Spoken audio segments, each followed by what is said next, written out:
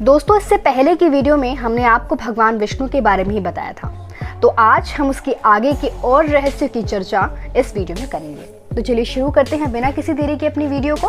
तो क्या है ये हंस? तो किस प्रकार विष्णु भगवान ने ब्रह्मा कुमारी का विरोधाभास किया? और हंस का मतलब ही है जो एक ऐसी वस्तु जो सनातन कालखंड से चली आ रही है।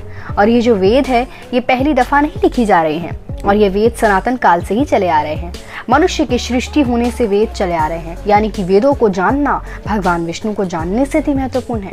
और इन्हीं वेदों से उपनिषद और पुराणों की व्याख्या की गई, और उन्हीं पुराणों से भगवान विष्णु को एक बहुत ही बड़ा स्वरूप के रूप में दिखाया गया। अगर भगवान विष्णु को जानना होगा तो उनके सातों स्वरूपों को पहले जानना पड़ेगा, और इनकी सातों अवतार को ही हमें विष्णु तक ये वीडियो आपको लेकर जाने वाली है, और यही हमें विष्णुमय बनाएंगे। जैसे कि आप जानते हैं, मिस्र सभ्यता में ओसाइरस और इसाइरस नाम की एक देवी है। यदि आप इस देवी को करीब से देखेंगे तो वह माता लक्ष्मी का स्वरूप दिखाई देती है।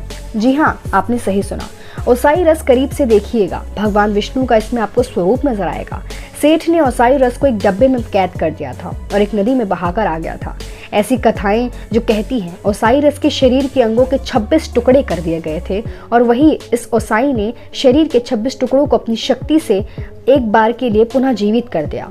ओसाई राम एक बार फिर से उन्हें जीवित हुए, और पुनः जीवन के बाद इस ओसाई रस ने ही पुत्र को जन्म दिया, जिसका नाम हॉरस रखा गया। हॉरस गरुड़ के रूप में दिखाए गए हैं। जैसा कि आपको पता होगा, हॉरस और गरुड़ दोनों ही एक ही हैं। ऋग्वेद में गरुड़ मंत्र के नाम से एक बित्ता है जिसे गरुड़ी के नाम से जाना गया है। जैसा कि आपको बता दें, एक गरुड़ पुराण भी लिखा गया है जिसमें भगवान विष्णु को एक बहुत ही अच्छा देवता के रूप में बताया गया है। कौन सी ऐसी बातें हैं जो भगवान विष्णु को सबसे श्रेष्ठ बनाती है? चलिए हम आपको बताते हैं।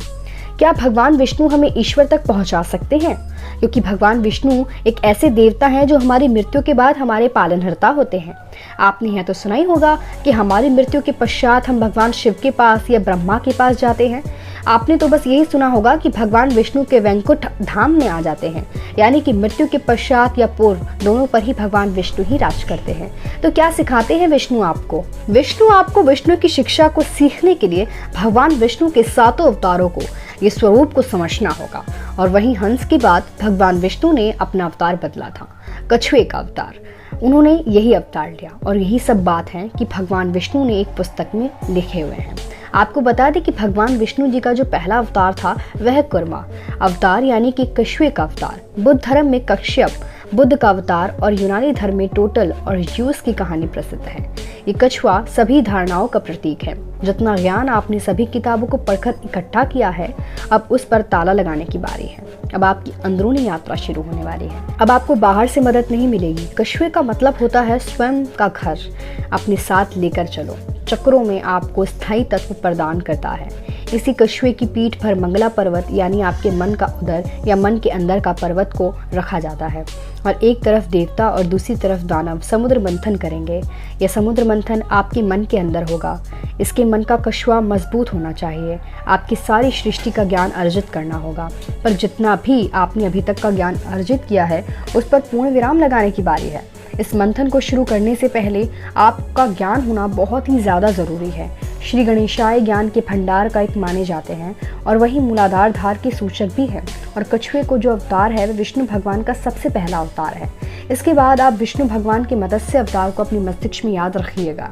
एक ऐसी मछली जिसे जितने भी पानी में रख दिया जाए वे उतनी ही बड़ी हो जाएगी। यानी इसका अर्थ यह हुआ कि आप जितना जानते हैं आप उतने ही बड़े हैं, किंतु यह तो जानना आपके स्वयं के आकांक्षा और स्वभाव से बड़ी नहीं है। ये मछली बहुत ही विचलती है। इसे समुद्र में भी रख दिया जाए तो समुद्र से बड़ी हो जाती है, छोटे से कटोरी में रख दिया जाए तो उससे भी बड़ी हो जाती है।